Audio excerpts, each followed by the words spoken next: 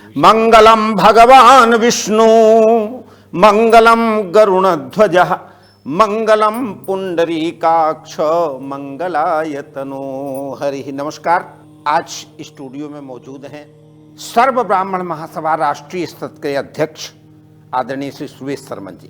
नमस्कार सर, कैसे हैं? आदरणीय सुरेश शर्मा जी का कृतित्व और व्यक्तित्व बहुआयामी है। ब्राह्मणों के हित चिंतक, प्रसिद्ध ज्योतिषी, वास्तु विशेषज्ञ, समाज में क्या होना चाहिए क्या नहीं, पर्यावरणविद, हजारों लाखों पौधे लगवा रहे हैं और साथ ही गंगा नदी, यमुना नदी का जल कैसे पवित्र हो इसके लिए भी प्रयास कर रहे हैं। आदरणीय सुरेश जी, ब्राह्मणों के हित के लिए आपका केवल एक लाइन, फिर हम ज्योतिष पे आएंगे। क्या चाहते आप ब्राह्मणों के हित, कैसे होगा ब्राह्मणों का हित? देखिए, ब्राह्मण ने सदा समाज के हित में ही काम किया है और विशेषता ये है, विशेष रूप से अगर हम चर्चा करें तो किसी के कितना भी बड़ा दुख हो जाए, सबसे पहले ब्राह्मण को याद किया जाता है।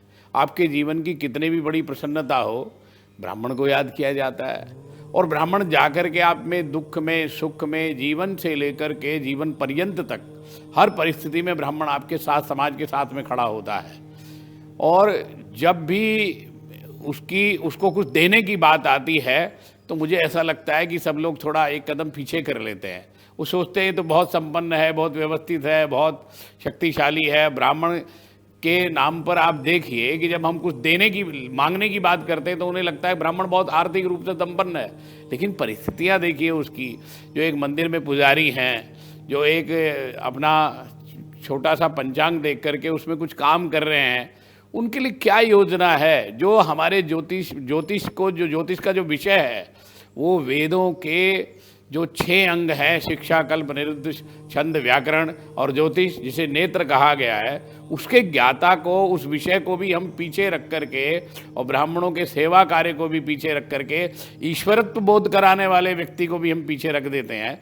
तो मैं समझता हूँ कि ये सभी का एक दायित्व है, समाज का भी दायित्व है और उसके लिए ब्राह्मणों की जो आर्थिक स्थिति है उसके लिए कुछ न कुछ सरकारों को जरूर करना चाहिए। क्या करना चाहिए सरकारों को? मैं ऐसा सोचता हूं कि हमारे जो देवस्थान हैं, जो बड़े देवस्थान हैं, उनकी आय बहुत ज़्यादा है, लेकिन वहाँ भी उनकी जो व्यवस्थाएं हैं वो भी एक सीमा तक है। लेकिन जो क्षेत्र में मंदिर हैं, जो आपके सनातन संस्कृति, भारतीय संस्कृति के मूल का पोषण करने वाले हैं, ब्राह्मण से बड़ा पर्यावरणविद संसार में कोई नहीं है। वो कहता है कि पीपल में ऑक्सीजन है, ये किसने सिखाया? जो है ये किसने बताया हमको? नदियों को शुद्ध रखना चाहिए, पवित्र रखना चाहिए। पवित्र हमने रखा है तो पवित्र रहेंगी तो शुद्ध भी स्वतः ही रहेंगी, वो उनमें अशुद्धि हो ही नहीं सकती। अब हमने सिखाया है कि भाई इसमें अपने वस्त्र मत धोइए, साबुन मत लगाइए, अन्य अन्य कार्य मत किए, ये सब तो ब्राह्मण ने किया है। तो उसके लिए उसको कुछ मिलना भी तो चाहिए। उसको ये मान करके कि वो प्रथम वर्ण में आता है, वो बहुत संपन्न है, कुछ नहीं देना चाहते। मैं ऐसा सोचता हूँ कि उनके लिए एक आर्थिक मापदंड, उनके बच्चों की शिक्षा का आर्थिक मापदंड, उनके लिए एक आवासीय व्यवस्था का मापदंड सरकारों को तय करना चाहिए। ये अत्यावश्यक है इस समय पर। सुरेश जी, कहीं न कहीं लोग कहने लगे हैं कि ब्राह्मणों का दायित्व और कर्तव्य था, उससे वो कहीं न कहीं च्युत हो रहे हैं। जैसे गायत्री का मंत्र करना, सुबह साधना करना, उससे कहीं न कहीं च्युत हो रहे हैं। क्या ये सही है या गलत है? देखिए, ऐसा है कि हम इसका मूल्यांकन कैसे करेंगे, ये कैसे तय कर सकते हैं हम कि ब्राह्मण अपने कर्तव्य से विमुख हो रहा है? आज भी जन्म से लेकर के मृत्यु तक के कार्य जहाँ जहाँ ब्राह्मण की आवश्यकता है, देखिए, ज्ञान, अज्ञान और योग्यता और पात्रता में कमी हो सकती है, लेकिन ब्राह्मणत्व में कहाँ कमी है? वो तो वहीं का वहीं है, उसके सिद्धांत तो वही हैं, वो कोई नहीं बदला, उसमें कोई परिवर्तन नहीं आया। आज भी आज साधना पक्ष की बात कर रहे हैं तो क्या ऐसा मान सकते हैं कि ब्राह्मण साधना नहीं करते?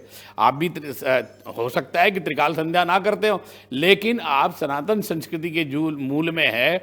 हमारे यहाँ जो वेदाध्ययन है, वेदाचार है, उसकी शिक्षा में भी तो हमारे यहाँ जब देश आज़ाद हुआ तो उससे पहले 100 वर्ष पहले लगभग 5 लाख से ज़्यादा गुरुकुल थे। आज उनकी स्थितियां देखिए। हमारे यहाँ मेकाले पद्धति ने हमारा ब्राह्मणों की, और ब्राह्मणों की नहीं, पूरे भारतीय सनातन संस्कृति की जो शिक्षा पद्धति है उसका हरण कर लिया है। मेकाले की शिक्षा पद्धति ने हमारे गुरुकुलों को निगल लिया है। हमारे गुरुकुलों में जो शिक्षा थी वो खाली जानकारी की दृष्टिकोण नहीं थी, वो आपको शिक्षक भी बनाती थी, वो आपको शास्त्रज्ञ भी बनाती थी, वो देश सेवा भी सिखाती, राष्ट्र धर्म भी पर भी ले जाती थी। सारी शिक्षा पद्धति गुरुकुल में हमारे यहाँ पर मौजूद थी। वो व्यवसाय भी सिखाती थी और कार्य कर्तव्य भी सिखाती थी। दोनों पद्धतियों से ओतप्रोत थी हमारी गुरुकुल पद्धति। सनातन संस्कृति, वैदिक संस्कृति और हिंदू संस्कृति के पोषक, प्रचार करने वाले, ब्राह्मणों का हित कैसे हो इस पर चिंतन करने वाले आदरणीय सुबेश सरमन जी प्रसिद्ध ज्योतिषी भी हैं। लेकिन वो ज्योतिषी ऐसे हैं, कहीं बहुत पैसे लेकर के, धन लेकर के ज्योतिष कैसे आगे बढ़े, ज्योतिष का प्रचार कैसे हो, ब्राह्मण ज्योतिष के द्वारा जीविकोपार्जन कैसे करें, इसलिए देश विदेश में होने वाले बड़े बड़े ज्योतिष सम्मेलन में आदरणीय सुबेश जी जाते रहते। सुबेश जी, ज्योतिष के हिसाब से क्या क्षरण हुआ है ज्योतिष का? कहीं कहीं अल्पज्ञ लोग भी ज्योतिष के माध्यम से पैसा कमाने के चक्कर में हैं, या आप देखते हैं कि ज्योतिष दिन पर दिन बढ़ती जा रही है? देखिए, ऐसा है कि विषय के का विस्तार तो खूब हुआ है, लेकिन विषय के विस्तार में हम ये कहें कि उसमें उसके ज्ञाता कम हुए, ऐसा नहीं है। उसके जानकारियां ज़्यादा बढ़ी हैं, लोगों ने उसमें जिज्ञासा बढ़ी है, उस पर शोध भी बढ़ा है, तभी तो उस पर चर्चा होती है। तभी तो आप कई बार ये प्रश्न उठता है कि 2 त्योहारों की बात होती है, 2 तिथियों की बात होती है। इसका मतलब सबने अपने अपने दृष्टिकोण से उसको पढ़ा है, कहीं ना कहीं उन्होंने अपने ढंग से प्रयास किया है। लेकिन यही प्रयास अगर पूर्ण शास्त्रों के माध्यम से अगर ठीक ढंग से हो जाए तो इसमें और परिपक्वता आ जाएगी। कमी कहीं नहीं है, कमी सिर्फ आप उस तक नहीं पहुंचे हैं, सिर्फ इतनी कमी है। मांगलिक और शनि के नाम से बहुत डराया धमकाया जाता, आपका क्या कहना है? नहीं, बिल्कुल इसमें कोई कहीं से लेके कहीं तक भयभीत होने की आवश्यकता नहीं होती, क्योंकि मांगलिक का तो अर्थ ही मांगलिक है, वो सर्व मंगलकारी है। जब मंगल है तो उसमें अमंगल कहाँ पर समाहित है? तो लेकिन अगर हम अपनी निष्ठा से अपने भाई के साथ में अच्छे संबंध रखें, बहन के साथ में अच्छे संबंध रखें, परिवार के साथ अच्छा संबंध रखें, समाज के साथ संबंध अच्छा रखें, तो कहाँ दिक्कत है? सब अच्छा ही अच्छा है, इसी से मंगल होता चला जाता है। रही शनि की बात, तो हम अपने साथ में काम करने वाले लोगों की विशेषता का ध्यान रखें तो निश्चित रूप से मुझे लगता है कहीं कोई शनि की भी पीड़ा नहीं है। शनि की पीड़ा तो यही है कि जो व्यसनकारी हैं, जो अत्याचारी हैं, जो आतताई हैं, जो दुराचारी हैं, उनके लिए शनि पीड़ादायक है। धर्मी के तो जो मूल जो हमारी आध्यात्मिक शक्ति है, जिसमें हमारे बड़े बड़े संन्यास के मार्ग खुले हुए हैं, उसका मालिक ही शनि है। भविष्य में आपने बहुत जगह ये प्रचार कर रहे हैं गुरुकुल ज़्यादा खोले जाएं, बच्चों को कर्मकांड और पूजन की और उसकी शिक्षा दी जाए, ऐसे स्कूल भी खोले जाएं, आपकी क्या योजना है? देखिए, मैं इसमें ऐसा सोचता हूँ कि हमारे यहाँ भारत, क्योंकि जो बड़े कार्य होते हैं ना, उसके लिए बड़ी व्यवस्थाओं की आवश्यकता होती है।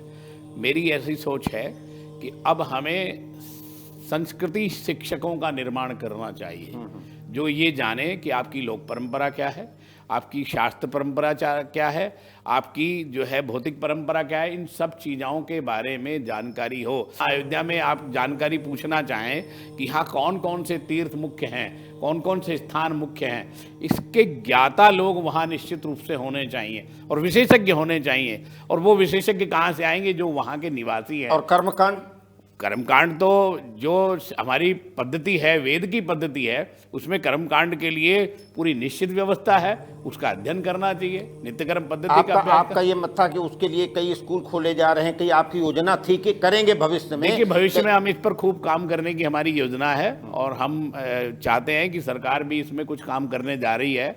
और निश्चित रूप से जो ऐसा काम होगा जो संस्कृति के पोषण का काम होगा, क्योंकि जहाँ तक हमारी विश्व में जो पहचान है वो भारतीयता ही तो है, हमारी संस्कृति तो हमारा पहचान है।